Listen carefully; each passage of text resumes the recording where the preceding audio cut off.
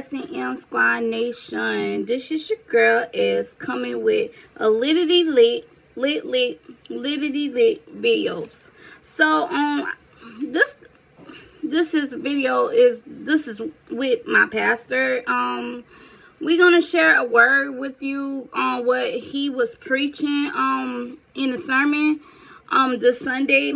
It really resonate with me, and I hope it can help somebody out that is viewing, because that really resonate with me. So I hope it helps somebody on my page. If it helped one person or many people out, please share, subscribe, and please go on his Facebook. We have Bible study every Wednesday, and we have service on Sunday. So if you don't have a church home, you're welcome to join us at any time. I'm gonna leave the link at the bottom in the comments so you can join us. He's a really good pastor. He really breaks down. Like some pastor, they just sit up there and they just rush through their sermon, but with my pastor, he really do breaks it down so you can understand. He give examples, and he tried to make you understand, because sometimes the Bible is very difficult, and he makes it in a way so you will understand it. So that being said, let's see. Mwah. My argument this morning for people that don't believe in it. Hebrews chapter 13, verse number 1. Watch this. He said, let brotherly love what? Continue. He's not talking about unbelievers. Let me help you real quick. He says, you must understand the power of love. Love is not a feeling. Love is a decision.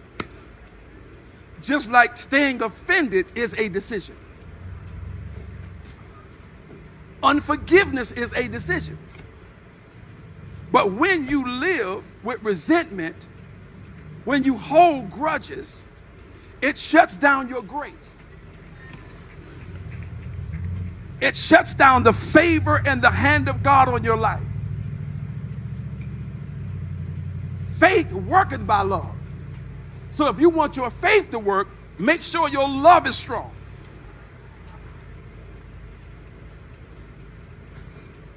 Let me hurry up. The true test of love is not that you love people that love you back. The true test of love is not that you love people that love you back. The true test of love is when you're dealing with folk that's hard to deal with.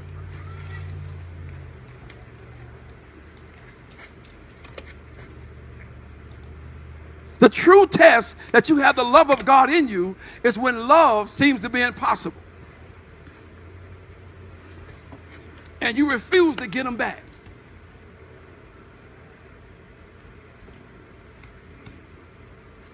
Oh, look how y'all looking at me right now.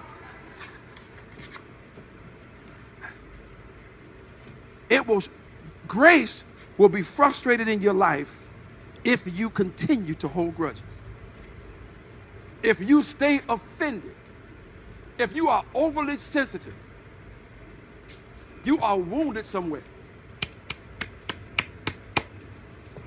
If you cut everybody off quick, you are wounded somewhere. If you can never forgive or never let it go, if you keep bringing it up, you're harboring resentment and guilt. You're frustrating your grace. Next verse. We're going home. It was quiet at 8 o'clock too at first.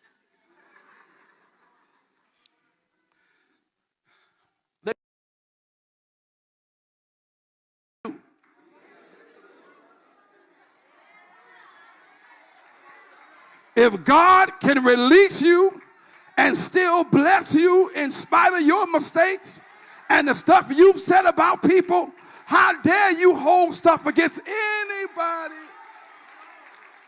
I'm in the wrong church. See, this is why you got to give everybody grace. This is why you give everybody space Because you know God keeps putting up with you. Not the you that shows up on Sunday morning, but the you live with every day. You know, the one with the attitude. Let's close this. No, I've been doing this for a while. I got over 2 decades under my belt. I know church folk.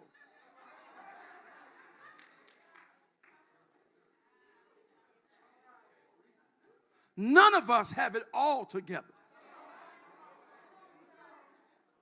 So he says the proof that you have my spirit in you is that you love people who are hard to love.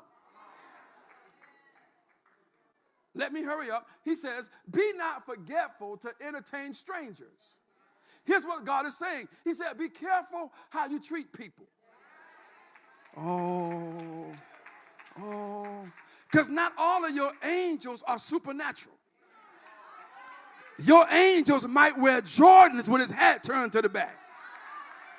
And God's going to use them to open up a door for you that you can't get open for yourself. I ain't got nobody in here. Come on in the room. Come on in here.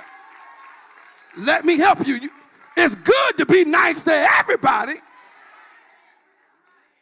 because you don't know who God's going to use to bless you. Sometimes your enemy might have your answer. And God designed it that way to break something in you.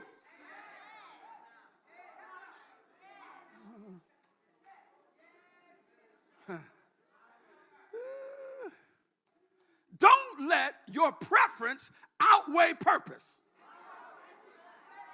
Let me help you. Some people might not be your cup of tea, but if God sent them to help you, Lord have mercy. Something's wrong with us. Let me close this. Watch what he says. He says, thereby some have entertained. I feel my help right there. Give me a little bit of help in this microphone. Some has entertained angels unaware.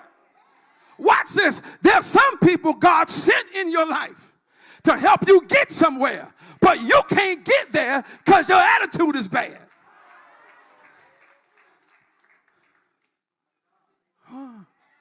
How many angels have you passed up?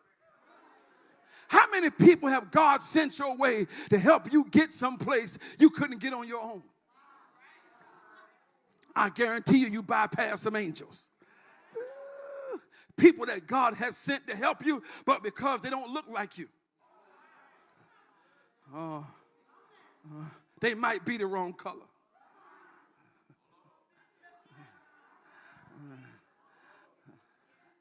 They might not have your pedigree. They may not have the same bank account.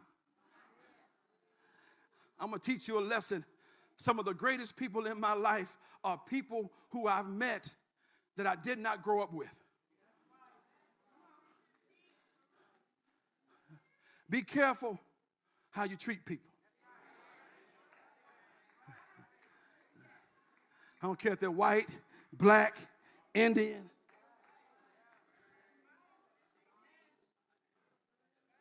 I'll put it this way. I'm going to tell another story this time. I told one that was a little bit long in the last service. Some years ago,